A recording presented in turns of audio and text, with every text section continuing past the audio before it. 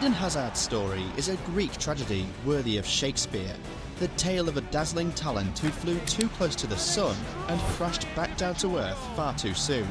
In this video, we'll dive deep into the sensational rise and tragic fall of Eden Hazard, the Belgian superstar whose electrifying career was shockingly cut short by constant injuries. Hazard's story is a dramatic saga full of twists and turns that teaches us much about fame, destiny, hard work, and the fragility of genius. Stick around to the end to find out how this boy soared to amazing heights before his wings melted and his dreams came crashing down.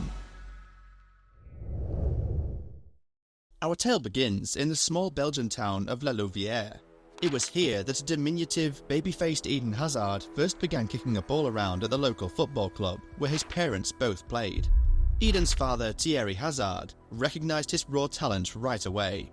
By 4 years old, Eden could dribble better than most adults, manipulating the ball as if it was attached to his foot by an invisible string. When Eden was 10, a scout from France swept him away to the prestigious youth academy of Lille OSC. It broke Thierry's heart to let his son go, but he knew it was Eden's only path to fully nurturing his gifts. The training facilities in France were far superior to those in Belgium. At Lille's state-of-the-art academy, Eden's natural skills dazzled his coaches. He scored outrageous solo goals, embarrassing defenders with his close dribbling technique. The MESSI comparisons began in earnest. Eden was a boy in a man's body, winning games almost single-handedly. After joining Lille's senior team at just 16 years old, a teenage Eden immediately established himself as an indispensable star. His low centre of gravity, acceleration and flair with the ball made him unremarkable.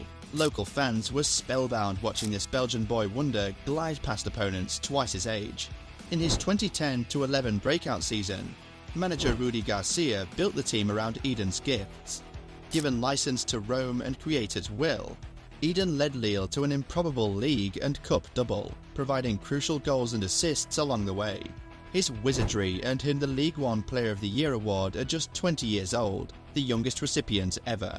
However, some began questioning whether Eden had the work ethic and commitment to go with his overflowing talent. Belgian manager Georges Leekens criticised his defensive lapses and motivation. Some saw Eden as a luxury player focused on the flashy over the fundamentals. Europe's giants predictably came swooping in for Eden that summer. But he chose Chelsea, attracted by their recent Champions League crown. In West London, Eden kept improving dramatically under managers like Mourinho and Conte. His trickery, scoring and playmaking made him an instant Premier League icon. In 2014-15, Eden inspired Chelsea to a Premier League title, deservedly winning the PFA Player of the Year award. His acceleration was electrifying. With the ball seemingly glued to his foot, he could tear through entire teams like a Formula One race car. Eden Hazard had become a global superstar at the peak of his powers. However, some nagging questions remained about Eden's defensive work rate and leadership. Mourinho occasionally called out his motivation, and when made captain at Chelsea, Eden appeared to shrink from the responsibility. At times, his nonchalant body language exasperated the grumblings about his commitment. After conquering England, Eden's next logical challenge was the famed white kit of Real Madrid. In 2019, Madrid paid Chelsea £100 million to secure Eden's services. To their fans, it seemed a new Galactico had arrived to reign at the Bernabeu. But Eden's dream move soon transformed into a never-ending nightmare. A shocking ankle fracture early in his Madrid career set off a devastating cascade of muscle tears, strains and breaks. The injuries came constantly, never allowing Eden to regain his past form. He went from Real Madrid's marquee superstar signing to languishing on the bench in suits 2 sizes too big, mocked by media and fans as an overpaid slacker, watching helplessly as his gifts evaporated. Eden endured 4 miserable seasons in Madrid, plagued by fitness struggles. Out of shape and overweight, Eden did himself no favours off the pitch. Photos of him partying while injured back in Belgium sparked accusations of unprofessionalism. Eden's reputation as a player more focused on having fun than putting in the hard work seemed confirmed. In June 2023, with Eden's contract expiring after 4 disappointing seasons, Real Madrid decided to cut their losses. The Galacticos' lavish €150 million transfer had yielded just 6 goals in 76 appearances from their new Belgian superstar, one of the worst returns on investment in football history. That summer, Real Madrid terminated Eden's contract early. Just like that, one of the most catastrophic transfers of the modern era was over. After arriving to such massive fanfare and expectation, Eden Hazard was essentially placed on the curb at the Santiago Bernabeu stadium and thrown out with the garbage.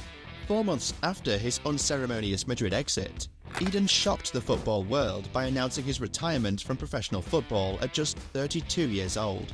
For an entire generation of Belgian fans who had idolised Hazard and grown up watching his magic, it was a crushing end to their golden boy's journey. This was a footballer who had reached the absolute pinnacle of the sport barely 5 years earlier, when Real Madrid made him the 9th most expensive player of all time. The Galacticos do not waste €100 million on average players. When Eden arrived in the Spanish capital, it was supposed to be the beginning of a glorious new era. Instead, the Hazard era at Real Madrid became a punchline, the stage for one of the most astonishing downfalls ever witnessed in football history. The twinkling-eyed boy wonder who had once enchanted the world with his sorcery had flamed out spectacularly before hitting his prime. So, what went wrong? In many ways, Eden Hazard's rapid physical deterioration was predestined. His style of play, reliant on wild dribbling and aerobatic maneuvers, placed extraordinary stress on his muscles, joints and ligaments. He had an injury waiting to happen.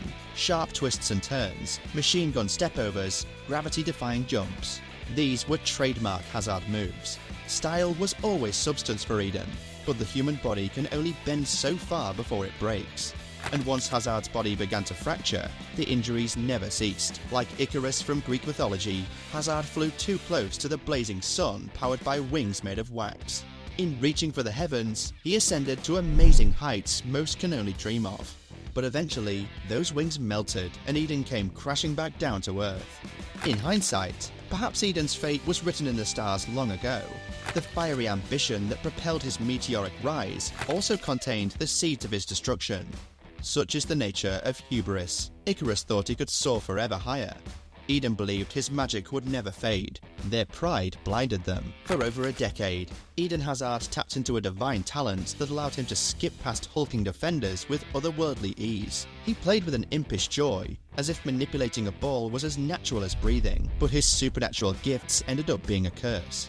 They imbued him with the arrogance to push his body beyond its limits, long past the point when it had waved the white flag. By 32, after endless surgeries that left him more metal than flesh, retirement became Hazard's only option. His battered body and weary mind had finally been pushed too far for too long. No amount of willpower could resurrect his ruined legs. The king of the impossible had met an impossible obstacle. Hazard was always a trier, even in hard times. He was one of those players who never gave up, even when he had gone 365 days without a goal. He was always a team player. His legacy will always say that. At the end of the day, people might remember his latter days in agony, but people will also remember that for a good few years, Hazard was probably the best player in the world. He was unplayable, and probably up there as one of the greatest dribblers of all time. Hazard had all the tools to stretch the window of being one of the best players in the world for a longer time, but frequent injuries in his latter career, alongside his lack of leadership at any of his clubs, meant he was still unable to maximise his potential of being a certified great. But that's life. Eden Hazard's career can be a good case study for upcoming players. Just natural talent isn't enough. You require years and years of dedication to your body and your talent to break the glass ceiling. Hazard was always almost there, but never broke the glass ceiling. He had the opportunity at Real Madrid, but his body and determination gave up. He will still be regarded as one of the best wingers of the modern era, but a question of what if will always hover over his name.